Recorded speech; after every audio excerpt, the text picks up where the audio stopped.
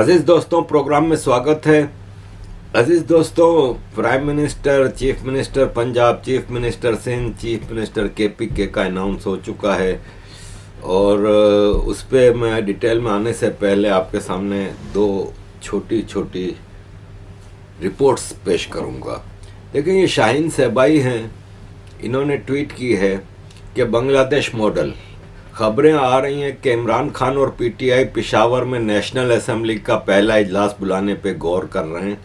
जैसे ही खान को रिहा किया जाएगा और वो अब जल्दी बाहर होंगे, ये इजलास मुनक्किद होगा। अगर फ़ौज के कुछ पागल लोगों को अकल ना आई और उन्होंने जो धांधलियाँ की हैं उनको ठीक करके पीटीआई को उसका हक नहीं दिया गया।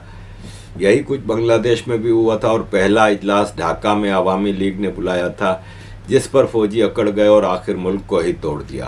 खान अभी इन लोगों को सोचने और अपने करतूत ठीक करने का टाइम दे रहा है। अगर ये ना माने तो अब दमादम बड़ी धूमधाम से होगा और ये लोग अपनी काली शक्ल देखते रह जाएंगे। देखिए, शाहीन सहबाई अमेरिका में रहता है और मैं इसको फॉलो कर रहा हूँ 90s, एंड ऑफ 90s से। जब मुशर्रफ आया था तो ये मुशर्रफ को गालियाँ देता था, जब जरदारी आया था तो जरदारी को, फिर नवाज शरीफ को। ये हमेशा एक ही एजेंडे पे काम कर रहा है सबको।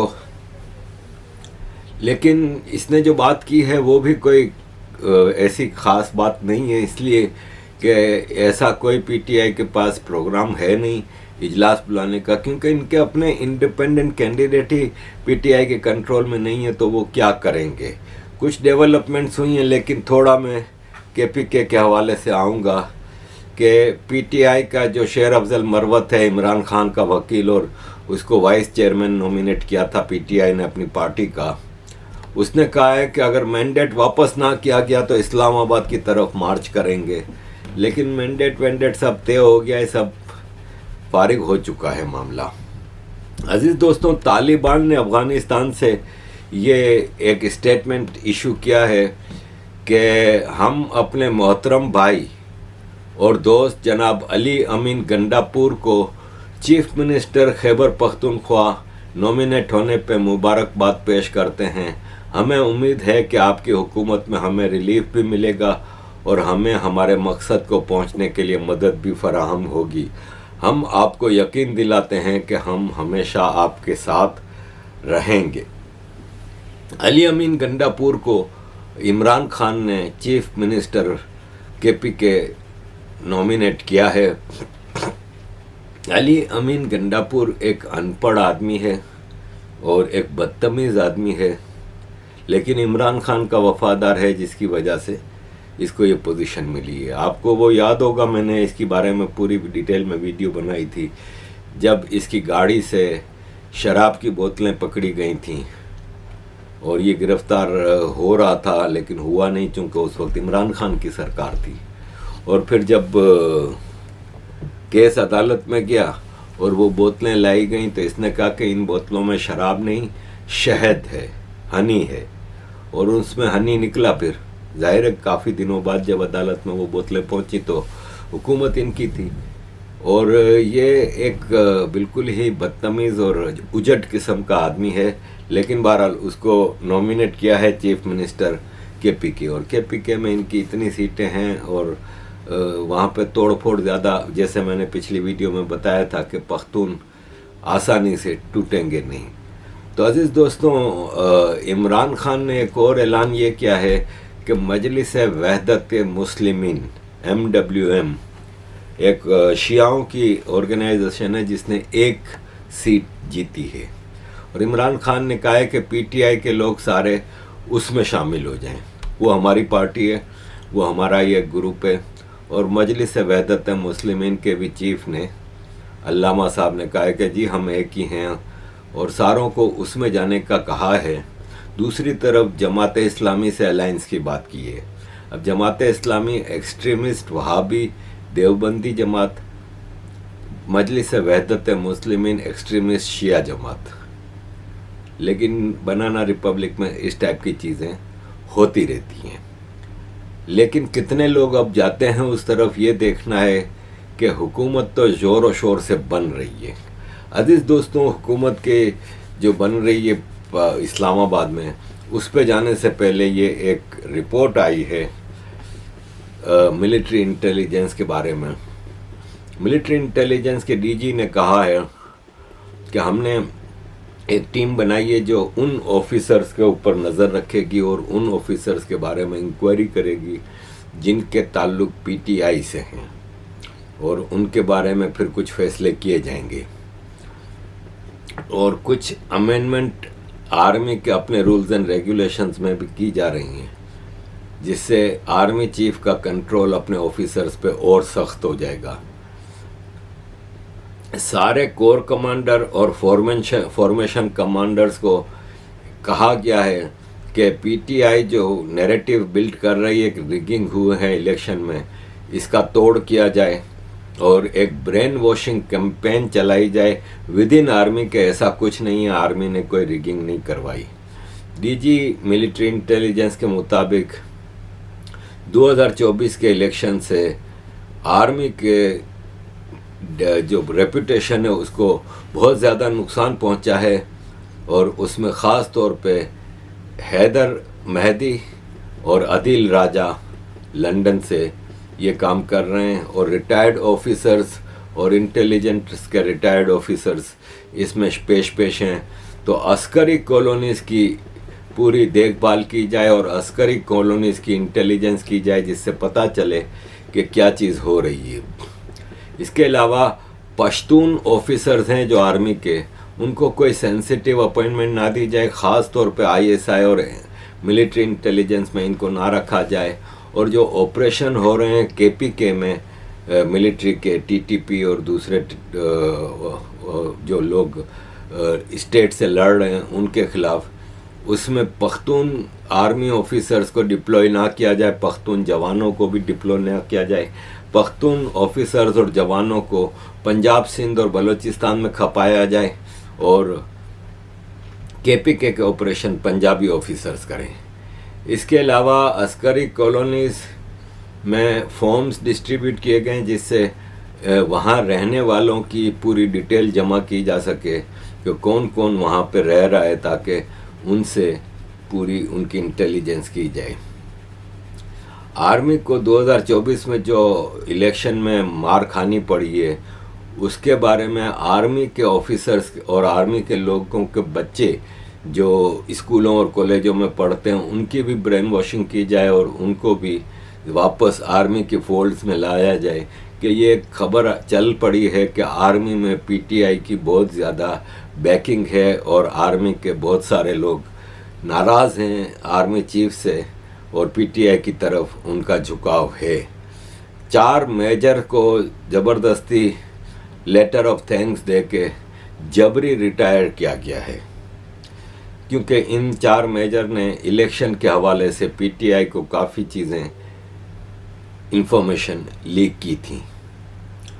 ये आर्मी डिफेंस इलेक्शन सेल के अंदर रावलपिंडी में अपॉइंटेड थे।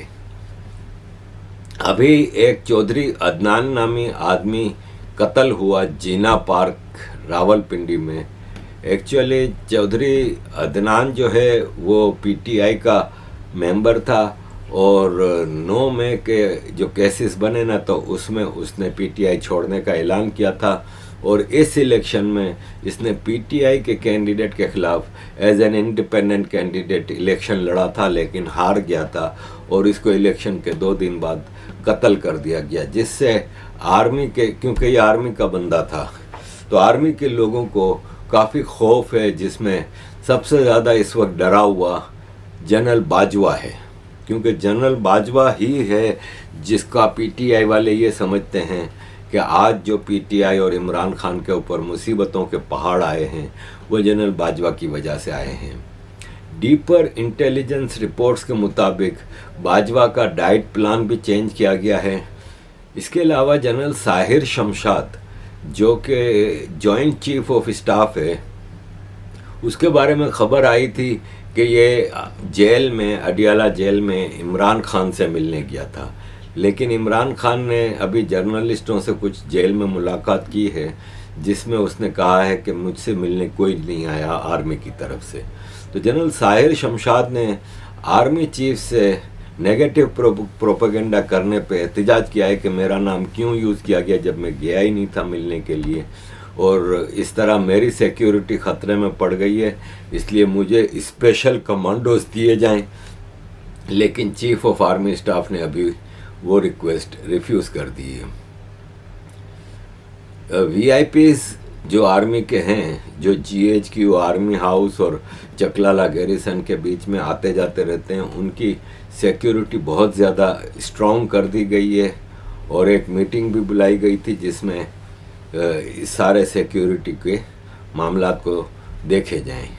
जनरल बाजवा ने 10 फरवरी 2024 को इलेक्शन के 2 दिन बाद एक एनओसी मांगी थी, रिक्वेस्ट की थी आर्मी चीफ से कि मुझे हमेशा के लिए पाकिस्तान से बाहर जाने की इजाज़त दी जाए, क्योंकि मेरी लाइफ यहाँ पे बहुत ख़तरे में है। और जीएचक्यू को ये इसकी अपील गई थी, लेकिन जीएचक्यू ने अभी तक इसके बारे में कोई फ़ैसला नहीं किया। बाजवा ने army chief general Asim Munir से मुलाकात की भी बात की थी, लेकिन जनरल आसिम मुनीर ने कहा कि अभी मैं पाकिस्तान के हालात के मुताबिक बहुत ज़्यादा मसरूफ़ हूँ, तो जब फारिग होऊंगा तब मिलेंगे। और बाजवा ने अपनी प्रॉपर्टी के बेचने की भी इजाज़त मांगी है कि वो अपने डीएचए के प्लॉट और दीगर प्रॉपर्टियाँ बेचे। बाजवा इस वक्त ऑलमोस्ट एक अपने आर्मी के जो इलाके में जो रह रहा है, वो अपने घर में एक तरह से जेल में है। उसको हाउस अरेस्ट के तौर पर रखा गया है, अनडिक्लेयर्ड। ये नहीं है कि उसको डिक्लेयर किया गया है कि वो हाउस अरेस्ट है, लेकिन सिक्योरिटी के नाम पे इसको बिल्कुल बंद रखा गया है। एक आर्मी की डॉक्टर ऑफिसर है जो इसके बराबर इस डॉक्टर को बाजवा के घर के बिल्कुल साथ ही 2 कमरे दे दिए गए हैं, जो बाजवा की खाने पीने की और दीगर चीज़ों की पूरी जांच पड़ताल करती है। बाजवा का बेटा जनरल कमर बाजवा का बेटा साद बाजवा, जो कि इमारात में रह रहा था, वो भी पाकिस्तान आ गया था इलेक्शन से 2 दिन पहले, कि उसने अपने बाप को फ़ोन किया था कि मेरी जान यहाँ पे ख़तरे में है क्योंकि मैं पख्तूनों से बहुत डरता हूँ। अज़ीज़ दोस्तों, इस इलेक्शन के नतीजे में काफ़ी उथल पुथल हुई है। आर्मी के जो परमानेंट घोड़े थे वो आर्मी से काफ़ी नाराज़ हैं, जिसमें जहांगीर तरीन, जिसने इस्तेकाम पाकिस्तान पार्टी बनाई थी धूम धड़क्के से और इमरान खान के सारे लोटों को अपनी तरफ लिया था, वो खुद अपनी सीट भी हार गया और उसने इलेक्शन के बाद ऐलान किया है कि मैं पार्टी की प्रेसिडेंटशिप से भी रिज़ाइन करता हूं और मैं हमेशा के लिए पॉलिटिक्स छोड़ने का ऐलान करता हूं। अब मेरा पॉलिटिक्स से कोई ताल्लुक़ नहीं है। इसी तरह इमरान खान का डिफेंस मिनिस्टर था और इमरान खान के 2013 से 2018 केपीके में जो चीफ मिनिस्टर था परवेज़ खटक, जिसने बाद में 9 मई के बाद पार्टी छोड़ दी और इमरान खान के मुकाबले पे पीटीआई पार्लियामेंटेरियंस बनाई थी और इस इलेक्शन में इमरान खान के सारे कैंडिडेट्स के खिलाफ केपीके में खड़ा हुआ था और जिसने ऐलान किया था कि मैं पीटीआई का सफाया कर दूंगा केपीके से, लेकिन इसका अपना बेचारे का सफाया हो गया। और 2018 से 2022 तक जो केपीके का चीफ मिनिस्टर था महमूद खान, वो भी अपनी सीट हार गया, परवेज़ खटक भी हार गया। तो परवेज़ खटक ने भी ऐलान किया है कि मैं टेम्परेरी पॉलिटिक्स से आउट हो रहा हूँ। जमात इस्लामी के अमीर सिराजुल हक ने भी रिज़ाइन कर दिया है अपनी पोस्ट से, लेकिन जमात इस्लामी की सारी ड्रामेबाजियाँ होती हैं, क्योंकि वापस इलेक्शन अनाउंस हुए हैं जमात इस्लामी के अमीर के लिए, जिसमें 3 कैंडिडेट्स हैं, लियाकत बलोच, हाफिज़ नईमुर रहमान और सिराजुल हक। तो सिराजुल हक ने जब रिज़ाइन किया है तो वापस इलेक्शन में क्यों खड़ा हुआ है? तो ये इनका ड्रामेबाजी चलती है। सिंध में एक परमानेंट आर्मी का एजेंट है पीर पगारा। जब 1985 में ज़ियाउल हक ने नॉन पार्टी बेस पे इलेक्शन करवा के फिर पार्लियामेंट में प्राइम मिनिस्टर मोहम्मद खान जुनेजो को बनाया था, एक सिंधी को, तो वो पीर पगारा के कहने पे ही बनाया था। और 1985 में कराची में पीर पगारा का घर है किंगरी हाउस। किंगरी हाउस एक्चुअली पावर का मरकज़ था ज़ियाउल हक के ज़माने में, और पीर पगारा हमेशा से आर्मी का एजेंट रहा है। इस बार उस पीर पगारा 85 के पीर पगारा वाला पीर मर्दान अली शाह तो मर गया, उसका बेटा अब पीर पगारा बनाए और राशिदी। तो पीर पगारा जो है इस वक्त, उसने कहा कि मुझे सिर्फ 2 सीटें मिली हैं पूरे सिंध से, वो भी प्रोविंशियल असेंबली की। तो इसकी वजह यह है कि मुझे इलेक्शन से पहले आर्मी ने कहा कि आप जरदारी के साथ मिल जाएं। मैंने मना किया तो इन्होंने कहा फिर आपके आगे 0 लगा हुआ है, यानी इलेक्शन में आपको सीटें नहीं मिलेंगी। और एमक्यूएम के आगे 15 लगा हुआ है, लेकिन एमक्यूएम को 2 सीटें ज़्यादा मिल गई। और कहता है मुझे भी 2 सीटें गलती से मिल गई, तो मैं ये 2 सीटें भी देने का ऐलान करता हूँ जरदारी को कि ये भी तुम ले लो भाई। और गलती से शायद आ गई होंगी, वरना मेरे आगे तो 0 लगा हुआ था, क्योंकि मैंने आर्मी की बात नहीं मानी थी। और उन्होंने साफ ऐलान किया है कि ये बिल्कुल ही एंटी स्टेट इलेक्शन था, हम इस इलेक्शन को रिजेक्ट करते हैं। मुझे कहा गया कि ग्रैंड डेमोक्रेटिक अलायंस, जिसका कि मैं प्रेसिडेंट हूँ पीर पगारा, उसके आगे हमने 0 लगाया है, जबकि एमक्यूएम के आगे 15 लगाया गया है।